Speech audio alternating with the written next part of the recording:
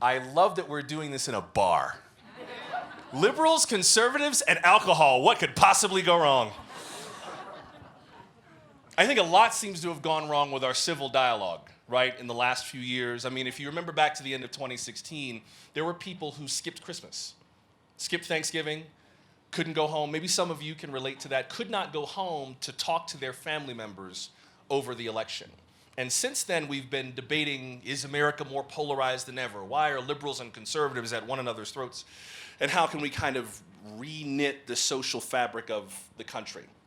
Well, that's part of what we're going to discuss tonight. We also want to kind of pick apart this idea of what it is that we actually are asking for. Are we asking for civility? And what does that mean? Are we just asking for people to be polite? Are we asking for people to agree? Are we asking for people to fight fair? Are we asking too much? As a deliberative democracy, do liberals and conservatives have to get along? Are we supposed to be able to fight it out? Those are the kinds of things that we want to discuss. Later on, we'll have a chance to get some questions to you. We'll have a microphone working its way around. Please do bear in mind that quite a few of the conversations at the Aspen Ideas Festival are recorded for posterity. Some will be aired on Aspen Public Radio, so please keep that in mind when you consider your verbiage for your questions and comments this evening. And yes, indeed, I am a civility hawk. I want your candid opinions, especially the candid opinions of the people on this stage, but I will not tolerate disrespect from anyone. That is my rule. If you cannot abide this rule, the same staircase that brought you down will take you out, and I mean that.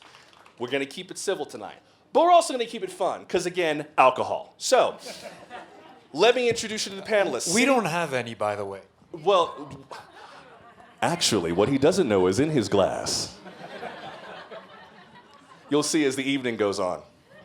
Puts his arm around Rihanna. I love you. I never told you that. I love you. Sitting. What we can learn on the right here is we didn't come prepared. Thank you. See? Come prepared. Stop at the bar first. 1-0 to the Liberals. This liberal sitting right here is Michael Green. He is the CEO of the Social Progress Initiative. It was a nonprofit best known for making a social progress index, which assesses how progressive a country is. Michael, good evening. Thank you for making time for us. Good evening, Joshua. Good evening, ladies and gentlemen. Next to Michael is Rihanna Gunn-Wright, who is the policy director for New Consensus, which is a progressive policy group that is advancing the Green New Deal. Rihanna, welcome. Glad to have you with us. Thanks.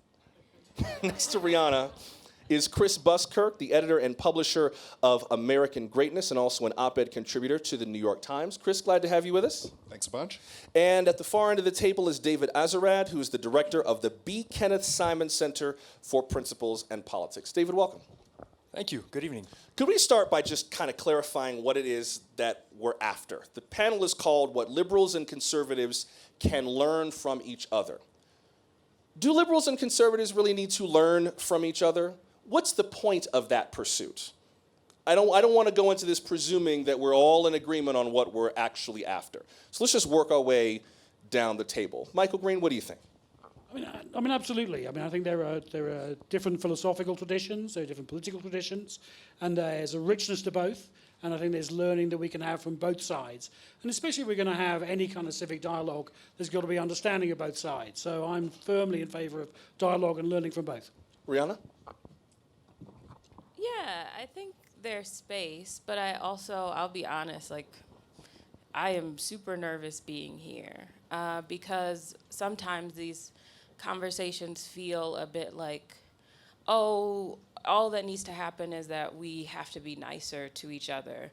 And I get that, but also I feel really anxious because sometimes it feels like I am arguing for or against my own humanity. Right? And that the urge to learn from one another means that I am supposed to sort of wash away all the structural differences in worldview and what that means for people, for myself, people like me, and people that I, have tried to write policy for, continue to try to write policy for, and that it's deeply uncomfortable. And really treacherous terrain. And I think that we can learn from each other, but we have to realize that it's not just egos, pride, you know, my team versus your team on the line. Like, these are really people's lives.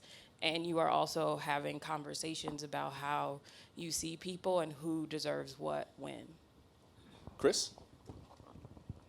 I think when it comes to what we can learn from one another, I mean, there's a lot about practical political differences or policy distinctions. Interesting, but I think that gets hashed out plenty in public. The thing that I find interesting, and what I try and do from time to time, though honestly don't have that many opportunities to do it, is to find out where there are similar goals. And where there might be unexpected ways to collaborate. Now, I almost hate myself for saying that because it sounds too kumbaya, but it's true, right? I mean, sometimes you find out that there are things that different people want to achieve. For instance, there is a right-wing environmentalism that gets turned off by a lot of left-wing environmentalist rhetoric. And yet, if you look at some of the goals, when you talk about what's the end point you want to get here, what is the sort of thing you want to achieve, think about something totally uncontroversial, I think, national parks or something. I chose the least controversial thing I could think of. That's a place where there's a lot of common ground. I know that's an easy one, but there are other places like that where sometimes in the heat of trying to, as you were saying, trying to win an argument or win a policy point, or we have elections every 2 years, you sort of talk past the ultimate end you're trying to achieve in order to gain political power, which is part of the system, and that's fine.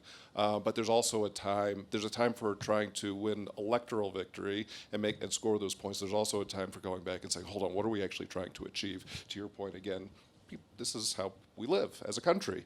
So where we can collaborate, we need to know, and then where the flip side is where there are distinctions and there's real differences, that's fine too. That's why we have politics. That's why we have elections, and then we can have those differences and those debates too in better faith. David? I should say, for me, left and right are political things. In my day-to-day life, I don't care if people are conservative or liberal. I have friends from all over the place, and most of my friends in DC are completely apolitical, and that's fine by me. But when it comes to politics, as a conservative, I think a conservative should be able to perfectly impersonate a liberal so that you understand what you're up against. You learn from the left about some of our blind spots, some of the things they see better that we don't. And then at the end of the day, I think the left is much better at politics than we on the right are. And so I want to learn from them with a view to defeating them politically. I mean, they will remain I'm a Canadian who aspires to become an American citizen. They will remain my fellow citizens. I don't want to destroy them and annihilate them as persons, but I'm a conservative. I'm very passionate about what I believe in. I think America would be a much better place if conservative policies were implemented. I want to understand how to defeat the left, and that means that I really need to understand how they think and how they see the world, and not just deal in straw men and silly talking points. I want to talk more about that kind of the political competition between liberals and conservatives and how that works in a little bit. I'd like to get to know the four of you just a little better, and we'll start with David and kind of work our way back. You describe yourself as a conservative. Why? What are the things about your beliefs that for you are like the hallmarks? I am a conservative because X, Y, Z. What are those things? And I'll work my way down for the two of you as conservatives and the two of you as liberals. Go ahead, David. I should say, it took me a while to get here. I was born and raised in Quebec, which is a place that is very far left. And thankfully, I came of age before the internet, so all of the nonsense I wrote for the college newspaper is not available online. And I became a conservative very gradually, and I'm 41. My views are still evolving because I'm still learning and thinking things through and reconsidering things that I believed. But to me, it's that conservatism is non-ideological and non-utopian. Libertarianism, liberalism, progressivism, ideally, let me put it this way, conservatism should not be an ism. I don't like isms. Isms are ideological. You begin with a set of premises. You always know what the conclusion is. Ideologies tend to be utopian. To me, conservatism is prudent, sober. I take a pretty dim view of human nature, and I'm more amazed that anything works than things that, and not surprised when things don't go well. So to me, it's about very sober expectations regarding what human beings, flawed as they are, can do together. Chris, what about you? What are the hallmarks of your beliefs that define you as a conservative? In a lot of ways, my starting point is very similar to David's, which is to say that my conservatism isn't fundamentally political. It has political implications. My conservatism arises out of view of humanity and of human nature, which is to say that we have shortcomings, we have flaws, and that we need to be very careful, on the one hand, of overestimating our own capacities, both for good and for evil. And on the other side, we need to take care of the fact, let me rephrase that. We need to be aware of the fact that people have these shortcomings because it tells us that we need each other, and that the sort of non-political elements of human life, families, friendships, faith communities, churches, that sort of thing, that those are places where people come together because that's a natural human need. Now, there are political implications that spin out of this. For instance, conservatives are known for liking smaller rather than bigger government. Why?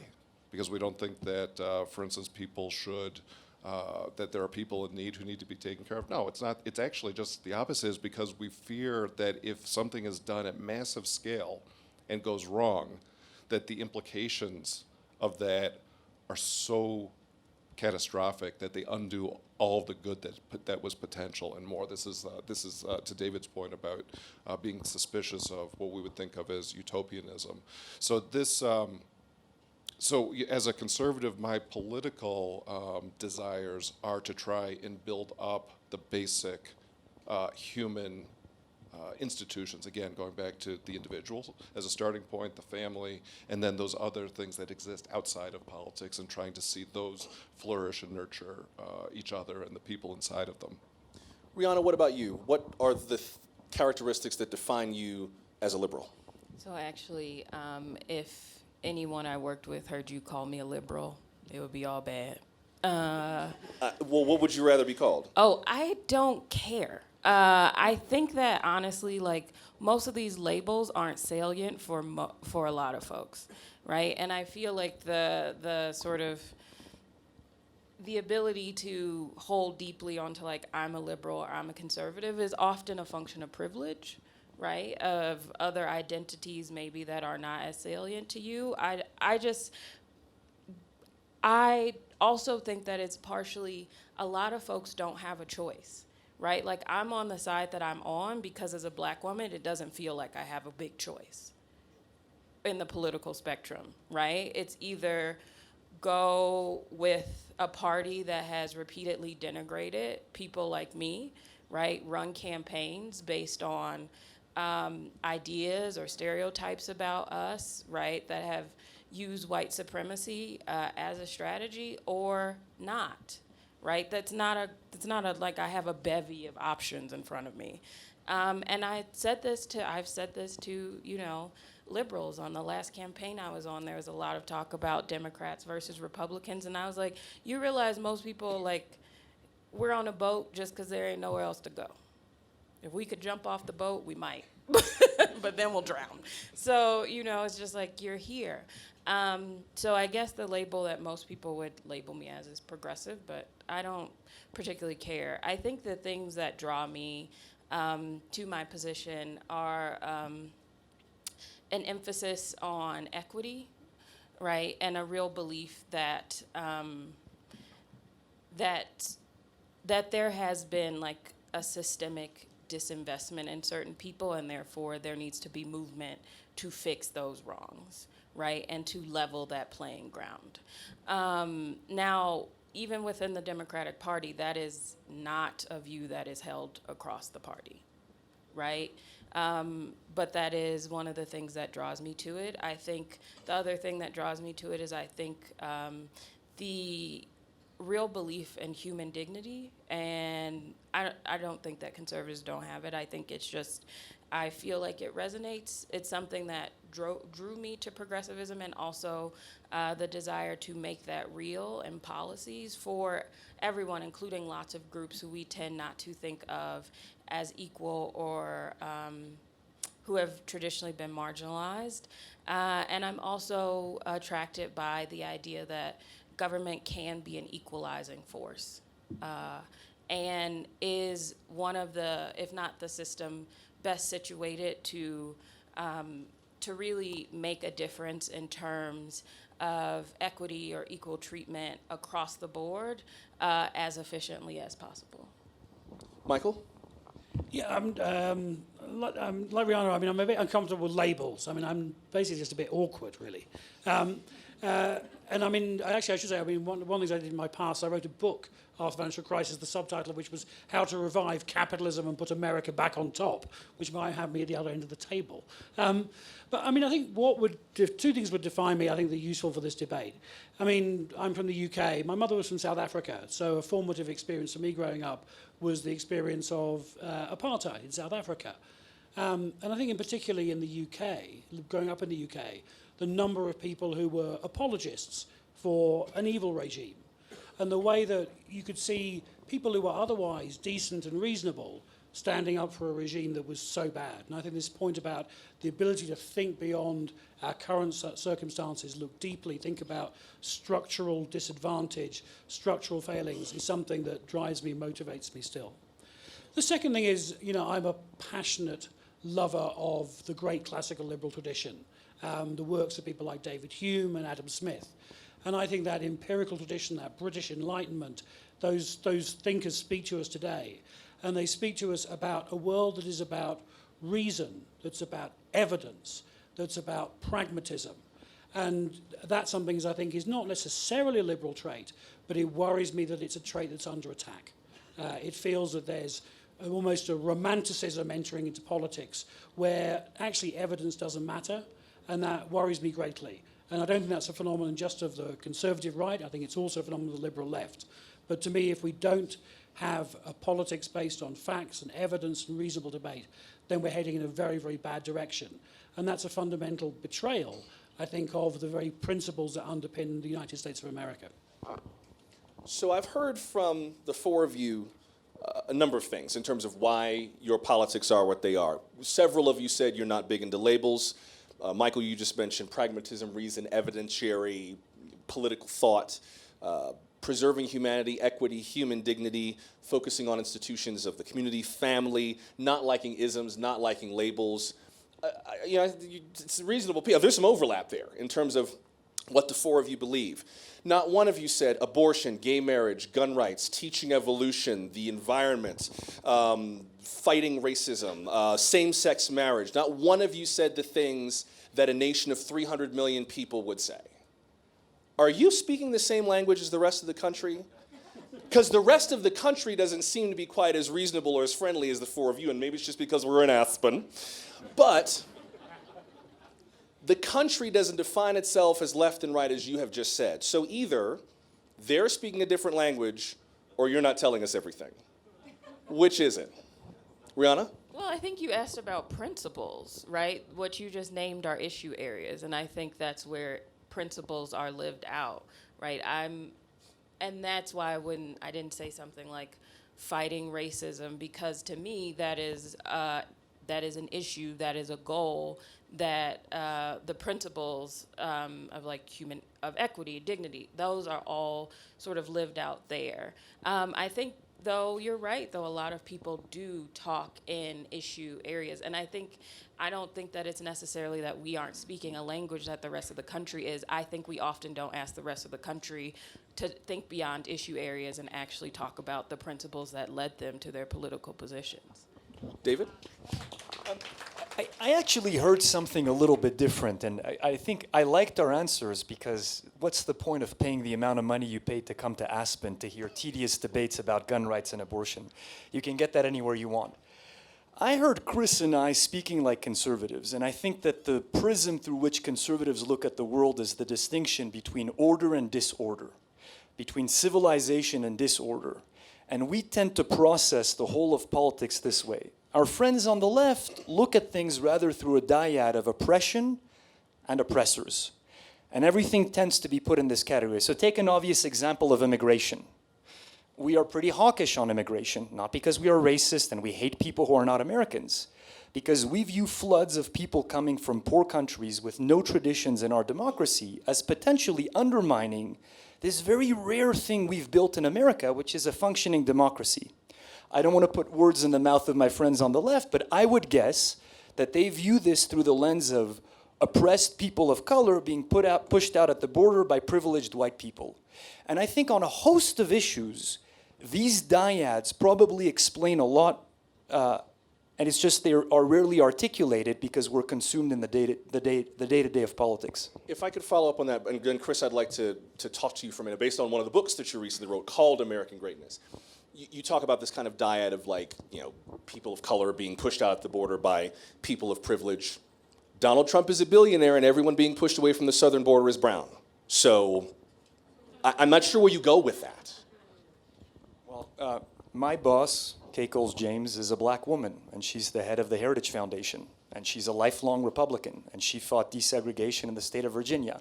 So I strongly object, with all due respect to what you said, that our skin color, our sex, our sexual orientation should determine our politics. Because if that's the case, it means we can no longer have a political community. Because we can't speak to one another. I believe with, is it Michael? Michael. Yeah. That we possess the faculty of reason. And yeah, I don't know what it's like to be a black woman, but you don't know what it's like to be a Moroccan Jew from Montreal. But we all possess reason, and we can express sympathy for one another, and we can dialogue. But if we leave it at these identitarian ghettos, you can never transcend them, and you really can't have a functioning democracy. That's not to say that these identities don't matter. They matter immensely, but they can't be fully determinative. Rihanna, you wanted to chime in. There was so much there. Well, first, all big ups to your boss.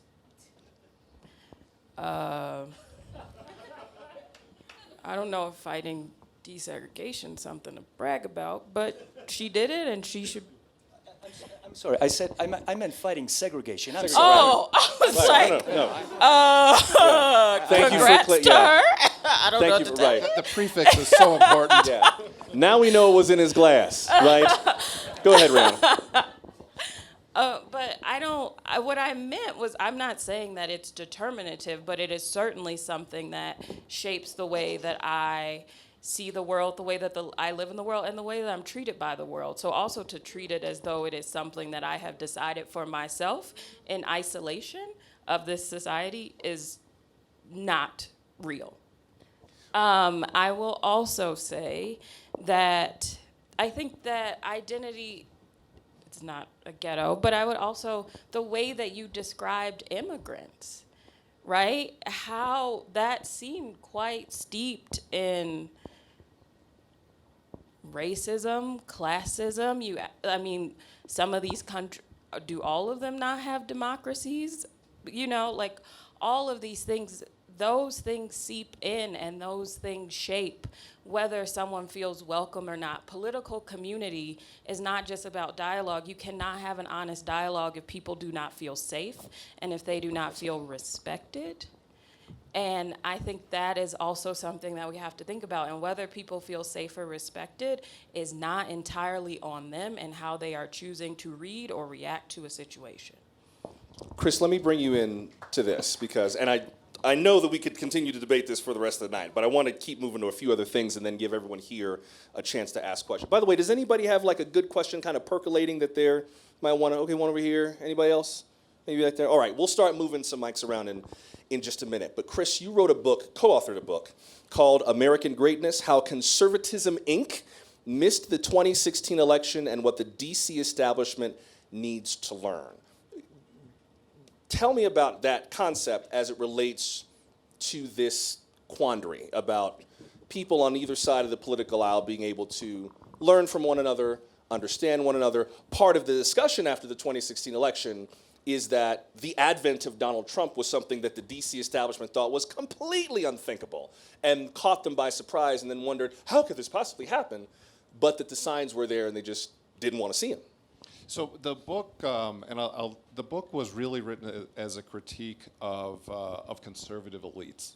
And that was really the central theme of the book. But it has an application to the ultimately to the question that you asked. I use the term conservatism Inc. Some of you may have heard the term. It's thankfully gotten some circulation, but not a lot. But the point, what Conservatism Inc. refers to is basically an archipelago of conservative institutions, legacy media organizations, sort of the think tank world, the nonprofit world that has existed on the right for sort of 50-ish years. Really got built starting in the 60s and 70s, and exists mostly in Washington, to some extent in New York, and has become totally divorced from the people who identify themselves either as Republicans or conservatives or right of center, libertarians, anybody sort of broadly speaking on the right part of the political spectrum. It consumes $500 million a year, something like that. And yet it doesn't seem to have won many political victories. It is mostly inward looking, and it is rabidly elitist, which is to say that it talks to itself. It doesn't really much like or care for the people that it wants its votes from in Ohio or Mississippi, or I live in Arizona, or in Arizona it's always the same trick, which is, oh, hey, it's an even-numbered year. What do the rubes out in Arizona want to hear till we can get their money and their votes and their time? And it doesn't address those core issues. And it tends to be very hospitable to donor requests and donor needs. Whereas what we've seen over the past 50 years is that in this country, the middle class and the working class have shrunk. Average household income has basically stagnated for this time. Has this been something that has concerned Conservatism Inc.? No. I mean, you look at the Obama years, and Conservatism Inc. found every reason to say it wasn't happening. Donald Trump comes along and says, you know what? We have all these factory towns. The factories closed. All the jobs went away. And then you have all these sort of social pathologies that come along as a result of it. Opioids, I mean, any number of things.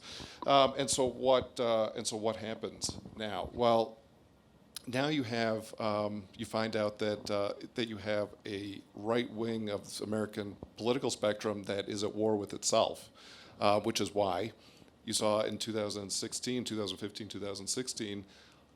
Basically, 90+% of establishment-type Republicans, people you see on TV, on Fox, in the papers or in magazines or whatever, elected people, thought, not only not Trump, but not those issues, right? Tariffs, we can't have tariffs, but why not? We can't talk about a massive infrastructure bill, even though we should have one, because the infrastructure is not in good shape, because those were things that the old-fashioned conservative catechism said you just don't talk about those. Those aren't conservative issues. And so what the book ultimately concludes is we need to go back to the basic issues that make people's lives better or worse, and figure out how to address those issues, regardless of what the ideological catechism that we were taught might tell us. So, Michael, what I'm hearing in part is, part of the panel is called What Liberals and Conservatives Can Learn from Each Other. Maybe part of it should be called How Liberals and Conservatives Can Learn from Each Other.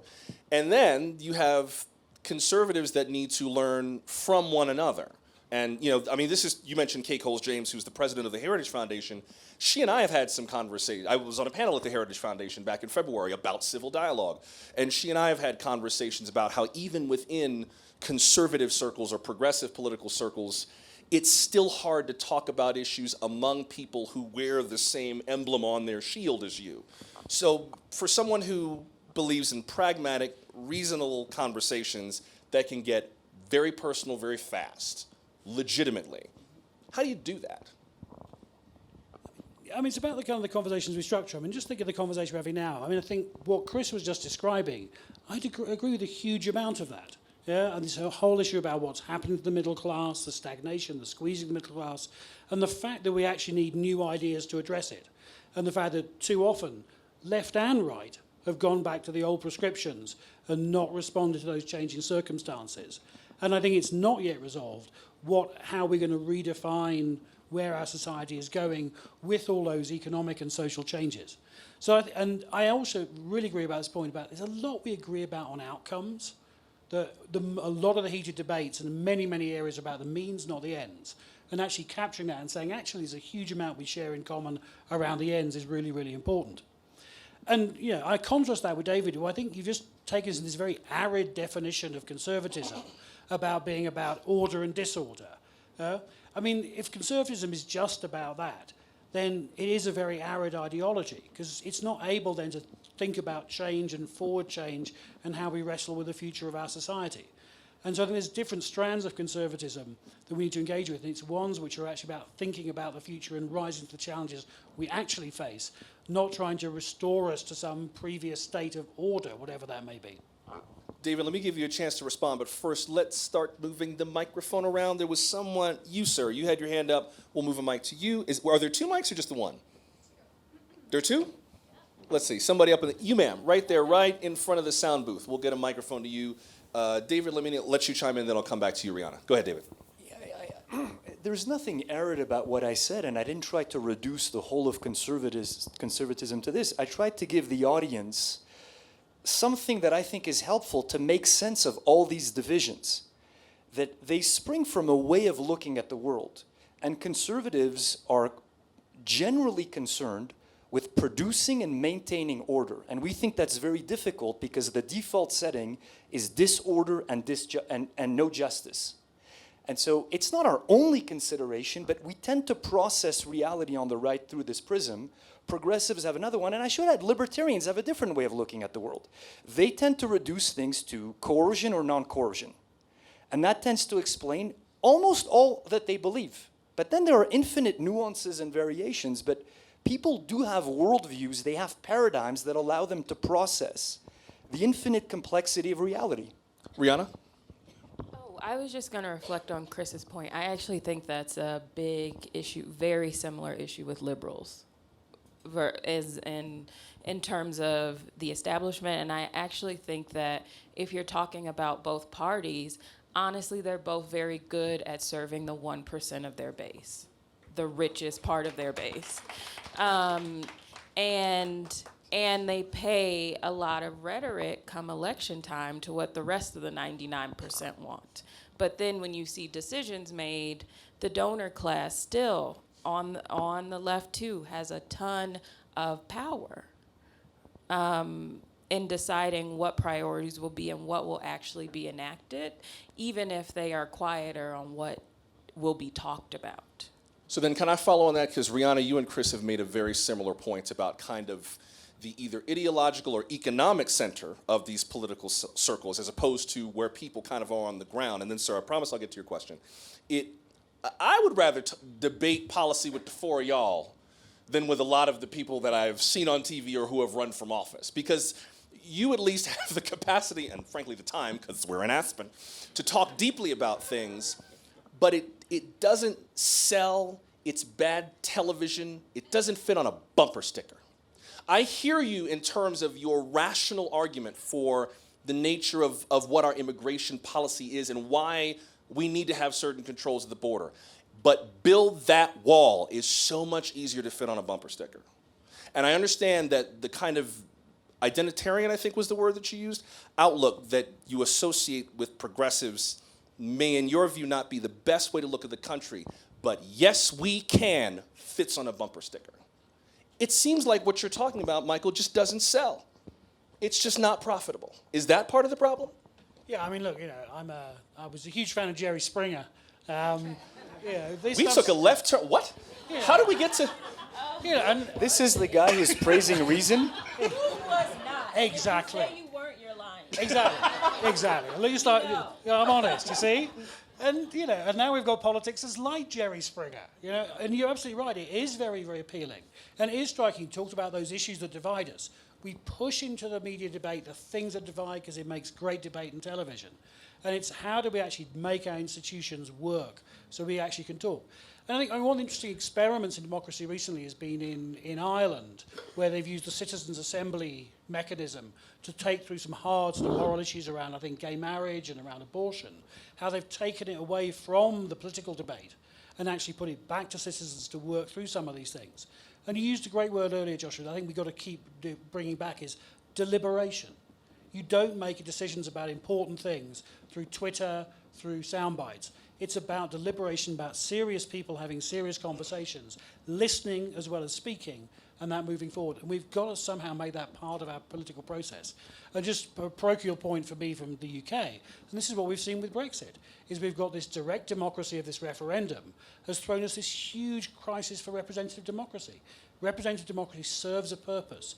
It's there as a way of insulating us from the extremes of public opinion, so we actually can take time to deliberate. It's not democracy is not government by the mob.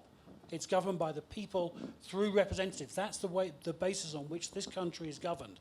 We've got to have that and have representatives who can have those kind of serious conversations, that kind of serious deliberation.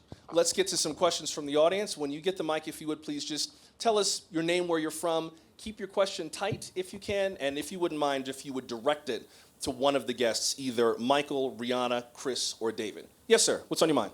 Leo Lopez, Minneapolis, Minnesota. At age 13, I crossed the border as a low-skilled migrant, no longer low-skilled. Hold the mic a little closer if you Okay. would. There. My question stems from the idea that as a Mexican man, I can espouse conservative thought, but based on how you make me feel on the conservative side, politically, I can never be a Republican. And that's a problem that I want to know how you can solve for. Can I, before, who did you want to put that question to? Chris, David, either? Sorry. David? Before you answer that question, David, could I just ask you a follow-up? You said you describe yourself as a conservative? No. Oh, you don't? I describe myself as an individual who can espouse conservative thought. Okay. Okay? Which means I'm mostly progressive, but I espouse conservative thought, specifically to capitalism and business. So the gap for you, the gap between you and the Republican Party is, just elaborate on that. What he just said. Okay. So as an individual, I feel that the Republican Party, based on the way you phrase your statements, based on the way they speak their statements all the time, I'm not welcome in that party. David?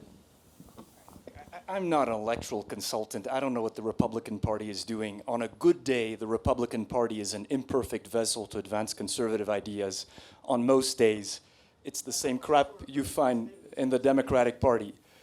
To your point, I mean, I'm not sure I fully understand the question. My simple point is that it is not racist for countries to have borders, and it is not foolish for countries to think that you need to think about the number of immigrants coming in and our capacity to assimilate them so that they can become Americans. That America has a long and rich history of having big waves of immigrations, usually followed with a pause to give the country time to assimilate them. As a conservative, as an immigrant, look, it takes a lot of time to undo the education you had back home and to start thinking like an American. It's possible. It has happened with people who have come from all over the world. It just takes time. Well, but I think, and therefore, David, I have a cautious approach to immigration, but there are people, I mean, I don't know, Trump got a larger share of the Hispanic and black vote than Romney did, for whatever that's worth. Well, but I think part of the gentleman's question had to do with the way the rhetoric around this kind of polarizes him away from certain parties. And I'm not asking you to speak for the Republican Party, but he's talking about the rhetoric around it, that even though there may be some intellectual agreement, you know, why go in a room where you're not welcome or where you don't feel welcome? I think that's what he's getting at. Chris, did you want to go ahead, and then we'll get to your question. Yeah. So let me. I think I can safely speak for the way a lot of Republicans or conservatives would think about this issue, to your point, which is to say that to the extent that we support, for instance, having a border and having our elected representatives decide, we should have X number of legal immigrants every year, whether it be 1,000 or 10 million, whatever that number is, it is, and we have a process for sorting that out. When we think about that, this goes back to the order question. We have to have a border, we have to have laws, and we make our laws through the electoral and the representative process. When we think about that, we're thinking, well, God bless. You cross the border, you're here, we love you, and you should be on our side because you would want to protect the border of your country too. So this is a place where I think we miss each other, thinking, well, why would he think he's not welcome? Like, he's here, he's one of us, and his interest is with our interest, or at least the way we perceive our interest. The other thing that I guess I would add is, I want to say this just in a way, hopefully, take it the right way. It's almost funny if you have no idea how welcome you would be if you went to a Republican event. You would probably be the most popular person in the room. tried. Well, maybe we'll keep trying. Yes, ma'am. You up on the second level? Where are you? There you go. Hi. What's on your mind? Hi, Skylar Redford. I'm from Portland, Maine. And I'm struck by the fact that I believe one of the most powerful ways to learn is to, one, be actually open to the fact that what you believe in and what you think may not be what everybody else thinks. And the second piece is to then genuinely ask questions of those who question the assumptions or the beliefs that you have. So it's hard for me to pick a panelist, but my general question is, what is the last question that you asked of someone who shares very different beliefs from you to genuinely understand why they feel that way? Who wants to take that question on? Michael?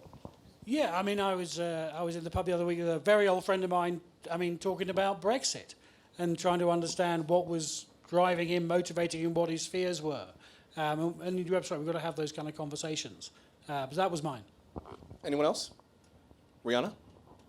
Yeah, so when I worked in Michigan, I was on a campaign running for governor. We wrote a rural policy agenda. No one on our team was from a rural area, so we went and we did field work, and we did interviews, and we interviewed folks who had voted for Trump to really understand what drew you, what were you responding to, what needs do you feel aren't being met, what do you want your government to look like, what do you want your kids' future to look like, what are the big issues in your community. And if I could follow on that, Rihanna, those interviews you were doing, were those pure fact-finding? Was there any part where you were trying to kind of convince them? Pure fact-finding. Fact-finding. Anyone else, or should we get to the next question? Let's get to one more question from here. I know that Hi. face. Yeah. Hi. Oh. So my question is pretty quick, I think, and it's for everyone other than introduce Michael. Simply because, Michael, you're from the UK. Inez Stepman, I work for the Independent Women's Forum. So for the three up here who are either Americans or, in David's case, an aspiring American, what does being an American mean to you? It's a simple question, but it seems to me to be at the heart of a lot of our disagreements. David, Chris, Rihanna, which one of you wants to take that one first? Let the aspiring American go first. It's a hard question. I mean, I'll give you the answer I gave at another panel earlier today. It means loving America and Americans. It doesn't mean that you think that America is the best at everything and that it has no flaws and that your fellow Americans are perfect, but it means a deep-seated allegiance to the country. It means an attachment to the place, and it means a feeling of solidarity with your fellow Americans who may not look like you, who live in the same place that you do, worship the way you do, root for the same sports teams you do, but you're capable of seeing beyond these differences and saying, this is my fellow American. Now, yeah, so to me, it's first and foremost a matter of the heart. And so I won't do the conservative dorkwad and give you the excessively cerebral definition of America, the land of opportunity, the second paragraph of the Declaration of Independence. That eventually has to come alive in the heart. So to me, it's this attachment to the country, the place, the history, and the people as they exist, not as I would want them to be in theory. Chris? Amen to all that. I guess I would add one thing to that, just as more to underscore your point, which is Abraham Lincoln gave this great speech in the 1850s. It's known as the Electric Cord speech. And at the time, the United States was dealing with a massive influx of immigrants who weren't super popular. And Lincoln, being Lincoln, had this great way of addressing the issue. And at the time he was talking about Irish and Germans, who have sort of all been subsumed under, oh, well, those are white Europeans. They were not popular in the 1850s with the people who were already here. And so Lincoln now is dealing with this, not as president yet, but as an aspiring president. And he talks about the electric cord, which binds all Americans together, regardless, he says, of whether they were born here or whether they had just recently come to these shores. He says that is a belief in those opening words of the Declaration of Independence. And he talks about, if those are the things that are in your heart and you believe that there is a we, then you are an American and you're welcome. And I believe that it is truly a matter of the heart. And for Americans, I wrote this in one of my first columns for the Times. I said Americans all need to choose their pronouns: we, us, and our. And I think that's the way we need to think about ourselves as a country. Rihanna? So for me, being an American means being the daughter of a country that was built on largely oppression and the oppression of my ancestors. But still, regardless of the oppressions that have followed and continue, believing very deeply that I am fully a child of this country, and I have a deep responsibility to work until we are all treated as full children of this nation with all of the rights accorded to us, treated with equal degrees of humanity. And I think for me, being American is part of being a very large project of taking a nation, again, that was built in ways that weren't equal and moving it to a place where we don't have to talk about or repeat those same mistakes and where the legacy of that has ended. Let's get to a few more questions before our time is up. Yes, sir. Is this on? Okay. It is? Hi, my name's Josh. I heard you ask. It's on. I'm from Costa Rica. I lived down there for the last decade and a half working in agriculture. And I have a question for the conservatives. The way you speak about immigration is very personal to me. And I'd wonder if you know this, that about 3 billion people in this world don't have clean drinking water, and 30,000 children die every day from this alone.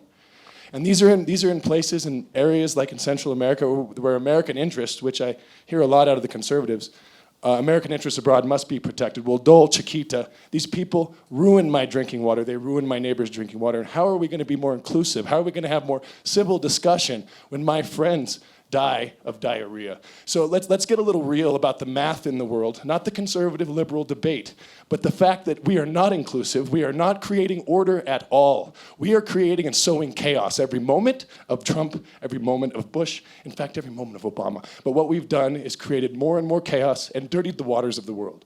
So my question to you as conservatives is, how do you create order? How do you believe that you've created any order that your party will, while you leave countries in ruin along these banana republic, the railroads that I live on? Let's get real about the amount of people every day that are suffering. It's not just about Americans. We are supposed to be leading this world. What are you going to do to create order internationally where every bomb destroys order? Could I just ask you, I got to follow up with you before I let you answer. You targeted that question to the conservatives on the panel. That's fine. Yes. America's foreign policy is passed between Democratic and Republican hands. Sort Obama, of. Clinton, Sort of. Well, but Republicans don't have a monopoly on questionable foreign policy. Obama dropped more bombs than Bush. So why did you direct the question to them and not to this Because side they of the talked table? about order as their dream in the world, or as their seeing this as the way their views might affect change and bring order to the world. But what I've seen, what Reagan did to Central America, what Clinton did by changing laws, and I mean we're off track big time when we just talk left and right here. We should be talking about what's actually happening in the world, the math of the destruction of the natural world. And why are people flooding the borders? They can't get clean water. Their countries are under attack for generations. Chris, why don't you take that question? Yeah, I'm happy to take that question. I mean, this is a subject that's actually near and dear to my heart. Is when David talks about establishing order, and I talk about us being rather humble about our capacities for the ability to create order. I think we have our hands quite full trying to maintain an operating, functioning, self-governing democracy here, and that we should disengage from the sorts of things that you're discussing that have gone on in Central America or elsewhere. To the extent that the United States has been attempting to impose what I would call a form of moral imperialism on other countries, I think it's wrong. It's bad for this country. It's bad for the other countries too, and that is very much counter to what I've called the conservative catechism of the past 30 years. What happened was, just historically, if you look after World War II, we fight the Cold War, where there was international communism, which was aggressive. We viewed it as an existential threat. Somewhere along the line, we picked up the idea that it was our job to establish order everywhere, and we are not capable of it. And as a result of it, what happens is that, and this, to my point, the unintended consequences wreak havoc on people's lives thousands of miles from here, and we need to stop doing it. And that is, believe it or not, an unpopular opinion with many elected Republicans. It is a very popular opinion with many Republican voters. Michael? Yeah, I mean, just a quick answer to both questions, actually. The one I wasn't allowed to answer in terms of being an American. The thing I love in Declaration of Independence, think about is we hold these truths to be self-evident. Self-evident. And I love it. It's not these truths are revealed, given to us, told by someone else. They're self-evident, evidence-based. And then it's also about these universal values. And to your question, sir, I think it's absolutely right. I think there is something about those values that is universal. And America does have to answer those questions about its role in the world if it does hold those values to be universal. And I can understand the frustration about America's role in the world and the obligations on America. But again, I think even within conservative tradition, there's been some fantastic thinking about America's role in bringing these universal values universally and guaranteeing and not destroying other countries. Yes. So my question is about... Introduce yourself, please. My name is Octavia Smith, she, her, they, them. It's a question about not so much theory, as in the theory between what is a conservative and what is a progressive seem to be on the same frame of thinking, trying to do good, but for who? I think this is about the application. And so my question is to acknowledge there's a big elephant in the room, America's original sin. And so for us in the social justice movement, that is the genocide of indigenous people and the enslavement of Black and African Americans. And so I think my question is to everyone, in addressing America's original sin, how have your parties failed? I know we're low on time. Is there anyone in particular you wanted to address that question to? I want to hear from a conservative and someone who is labeled a progressive. So how about David and Rihanna? I'm second to none in condemning some episodes in our past, the two you mentioned in particular. I do not like the term original sin. From what I understand about Christian theology, human beings can do nothing about original sin. It requires divine intervention. If that's the case, it means that America's screwed. And I view it as the original stain, the greatest injustice that America has committed, but to label it a sin implies there's nothing we can do about it. I consider myself much more of a Kingian in the sense of following in MLK, looking at it, that America is capable of progress, that the arc of history does bend towards justice. It requires tremendous human effort and immense courage. But I strongly object to the view that America is irredeemably and fundamentally racist, sexist, homophobic, you name it. The Ta-Nehisi Coates view of the world, that no matter how hard you try, you cannot make America better. It is possible, I think, there were times in our history where one could have despaired. But the past 60 years or so show that America is capable of enormous progress. Is there a long way to go? Undoubtedly. But it shows that there's something in its country and its people that is capable of ameliorating itself and that should forbid us from despairing about this country or condemning it unequivocally. Rihanna? So before we get too excited, there are children in cages without soap and toothpaste or beds. Children who have been left to comb lice out of other children's hair because their parents are not there. Okay, so before we get really excited about how far we've come, that's not to say that we haven't come far. I wouldn't be on this stage 60 years ago. I'm not an idiot. So, yeah, that Neither might would be I, true. frankly. Neither one of us. Right. Right. So I'm not an idiot, We'd be in a loading dock somewhere, or maybe parking cars. I'd probably be cleaning something, you know, Exactly. Right. and cussing somebody out. But that, so I think we have to temper this idea that we have somehow run super far, right? Because we like you said, we do have so far to go. And I think what I have said, I think makes it clear that I don't think it's irredeemable, or else I wouldn't be spending my life trying to redeem it. I'm not an idiot, you know, and nor do I like fruitless pursuits. I have tried to play chess. I'm not great at it. I quit. And so I think that's it. The Democratic Party has failed in numerous ways in fixing this original sin, largely because when the pedal gets to the metal, never mind. But when it really gets time to make a decision, often the party opts for the thing that is easiest, which is often the thing that is more in line with white supremacy, right, or the status quo, and often not what is needed to serve the most vulnerable, right, or the folks who are still suffering from the legacies of that. So I think there are many times, and I think the times that it has succeeded, and I think there have been times, right, that has largely been because they were pushed and the pressure was created. And so I think, if anything, the Democratic Party has been very good at being allies when necessary and when the situation has been made possible for them. And I think that new things are happening, and I'm actually really hopeful as we get a more diverse government. That means more people with more ideas from the beginning who don't have to wait to be pushed. I know we have to wrap up, but I want to ask one last question. I'm glad that you said that you are hopeful, because that is exactly what I wanted to ask the four of you, and I'd like each of you to give a real quick answer.